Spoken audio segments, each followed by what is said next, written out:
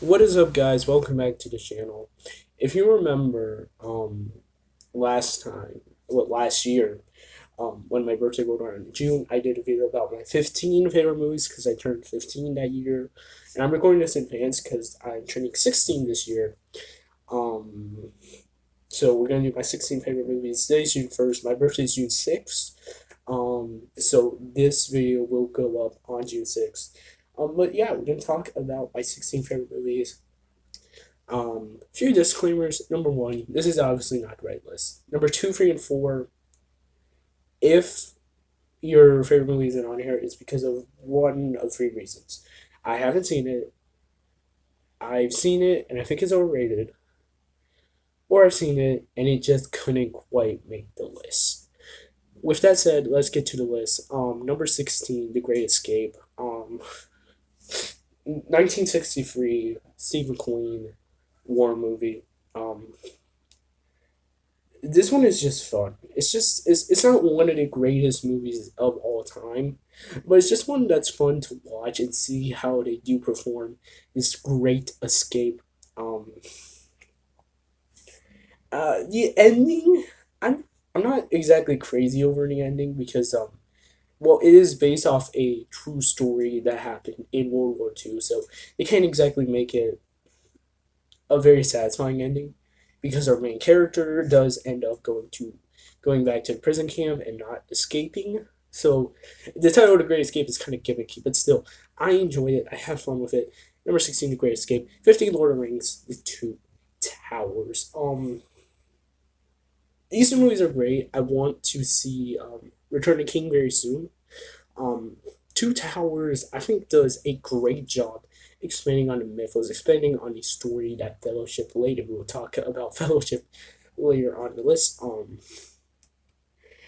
And Andy Serkis is Gollum here. Phenomenal, phenomenal, great sequel. Um, I wouldn't. I don't know if I would say the greatest sequel of all time. I feel like there's some that could outmatch it, but number 15, Two Towers. Number 14, my mind's going blank. Oh yeah, number 14, 12 Angry Men. What can I say? It's one of the greatest movies of all time. It's probably the second greatest movie of all time, next to a certain Nolan movie that we will get to on this list, and I think you know what it is. 12 Angry Men. I mean, come on. Sidney Lumet, Henry Fonda, and you just have 12 men in this room that are a jury talking about whether this kid is guilty for murder or not. And it is so compelling. I mean, so compelling. And just their biases and how you see how that plays into their judgment of whether the kid is guilty for a murder or not, and talking about this murder and trying to solve it yourself. It is so good.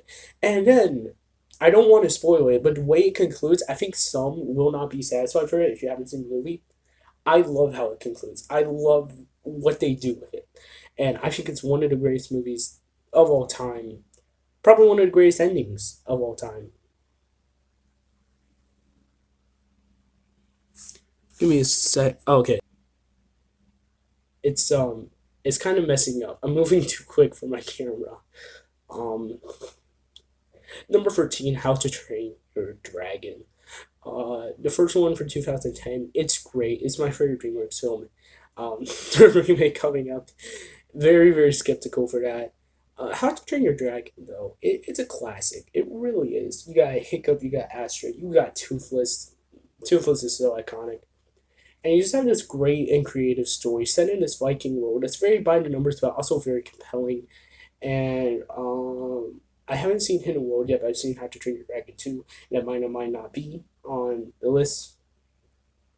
But How to Train Your Dragon 1, it's such a great story. And I can see it alone, but it also feels like it's such a great universe that it does deserve sequels.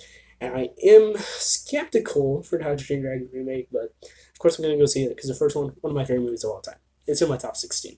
Number 12 is my brain's leaving me again. Big Hero 6. Um, it's my favorite Disney movie, and I remember doing the Disney ranking back like 2 months ago now. I want to say, and Lion came at number one, and I thought about more. I think I just like Big Hero 6 more, and I feel like It's in my top 16 now. So I mean, go figure. Big Hero 6. It's actually a really mature story, and it really doesn't get enough credit for that. Hero losing Tadashi and going on how to calculate, how to process his loss of Tadashi, and just going on a journey. I think it's great. I think the twist villain is actually a well written villain that really mirrors Hero well, and I really like what they did with that. It's honestly genius, and it's a little more than you would expect coming from Disney. Um, Number 11 official dollars. Clint Eastwood, dude. Clint Eastwood, he's a man. He can do it, and he does it in this film. It's just a very simple plot and story about this guy who comes into town and he sees his town being treated unfairly by these terrorists. And he's like, "Hey, I want to put a stop to this." So he does, and it's almost like Iron Man. Because in the climax where he's in the cave and he makes the suit and he comes back and he's like, "Go for the heart ring." Oh man, I love that scene. Overall, it's my favorite western. It's not even close. I haven't seen many westerns, but this comes in number one easily. Ooh, okay. Also, Good, Bad, the Ugly is overrated. I could make a whole video on that. Number 10, Arrival. The Denis New 2016, Amy Adams and Jeremy Renner. Bro, giving like A plus performances. It's phenomenal stuff. And you have this plot about aliens coming to Earth, and what would people do if they did come to Earth? And honestly, I do think if aliens did come to Earth, that it would look like Arrival. That the stuff that happens in this movie could happen in real life. I genuinely believe that. And it's all about this form of communication that's so investing, and it's not big action sci-fi. It's not big explosions. It's all about communication, which I think is really good at the end of the day. And Arrival, it's not going to be for everyone, but I mean, it's up to my heartstrings. Number 10, Arrival. Number 9.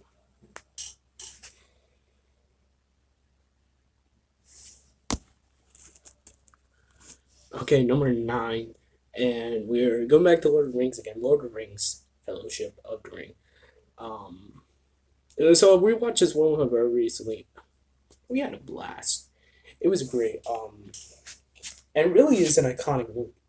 Like, there's so many iconic parts about it. And just, you shall not pass. Love that. Um, it really is the characters though that make both of these movies. Um, Frodo, Sam, Pippin, probably my favorite. Um, at the end of the day, I think I don't know. I just had to put this one here. I think it was the perfect placement for it in the top 10, in the top 16. Um, yeah, number 9, Lord of the Rings, Fellowship of the Ring. Number 8, Zack Snyder's Justice League. So you have Man of Steel and you have BVS. You have Man of Steel, which is a great movie. You have BVS, which is a little more messy. And you have Zack Snyder's Justice League, which for me just perfectly closes out the trilogy. I mean, dude, Zack Snyder, what he was able to do with this movie, and the circumstances surrounding it, and getting it out on HBO Max, or not just Max, I have no idea why they did that. It's amazing. It really is amazing. And you have Ben Affleck. I mean, giving a phenomenal performance as Batman. Henry Cavill returning as Superman at the end.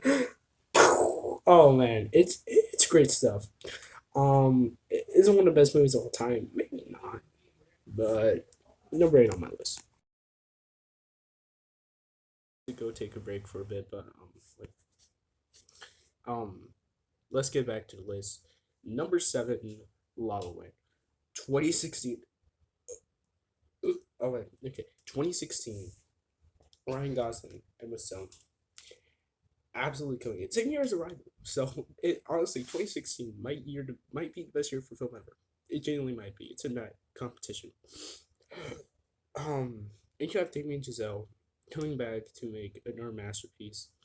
Um, and this one is very much all about the dreams and the constant dreams, and you know, how obsessed we get with them and what we really want versus what we really need. And there's a million video essays about this that you can watch, like ones from like Thomas White. Um, Great video essays. That really go into more depth in it than I ever could. So yeah, number seven, La La Land. Number six, I told you we were gonna get to it. We were going to get to a specific Nolan movie, and now we're here. Inception. Inception is a masterpiece, guys. Inception is legitimately might be the greatest movie ever made. It's just that good, man. Um, Leonardo DiCaprio, man. I mean, he is the man. And you have Tom Hardy, Ellen Page, Joseph Gordon-Levitt, and just a phenomenal, phenomenal script, along with great ending, great musical score, all of it, all is so good. Um, it really is phenomenal, and that ending, it never fails to get me. Number six, Inception. Flash, 2014 Damien Chazelle. And of course, you have Terrence Fletcher, played by J.K. Simmons, and you have Miles Teller playing Andrew Neiman. And their back and forth is great. My favorite scene in the movie, it's got to be the cafe scene. Um, I know a lot of people build the ending, but I would go to cafe scene. It's Damien Chazelle's masterpiece. You gotta check it out because it's just awesome. It's just awesome. It'll blow your mind. It's really passion. And I feel like at this point, you guys probably is going to be on the list, but the Lego Ninjago movie. I mean, it's the Lego Ninjago movie. How could I leave it off the list? And even just putting it in number four feels kind of low. Um, I adore this movie. It's obviously very nostalgic, and I've watched it just so many times. It's like it's ingrained to my brain. I can quote it from beginning to end, and I have quoted it from beginning to end. And it really is the emotion at the end of the day that puts this one so high up on the list, and re-experiencing that emotion over and over and over again. And you have Lloyd, you have Garmon, and you have just this is going on this journey. Lloyd, learning what really matters, not what his schoolmate says to him, and Garminon coming to this place of realization that the person he needs to be in Lloyd's life. It's really good. It's really good. Um, it's cheesy. Is it one of the best movies of all time? No, no, it's not. But hey, it had to be on this list. Number four, like the Ninja. Number three, The Amazing Spider-Man 2. It's my favorite Spider-Man movie. Andrew Garfield, just the whole cast. I mean, it's a story though, and of course the ending that really do put this one on the map and make it my favorite Spider-Man movie. I know a lot of people say this is worst. It's always been my favorite, pretty much. Just the story, and the effective characters, and the conflict that builds so naturally, and of course that end where she falls. You guys know the scene, and you have Gone Gone Gone in there by Phil Phillips. It's so perfect for the movie.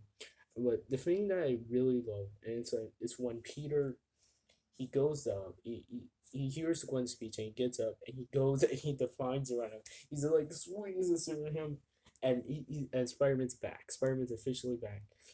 I love that. I really love this movie. It's number three on the list. Star Wars Episode 3 Revenge of the Sith. This is my favorite Star Wars movie. I think it's very easy to make the argument that objectively it is the best Star Wars movie. And it's just George Lucas's vision coming through so good and coming through so thoroughly.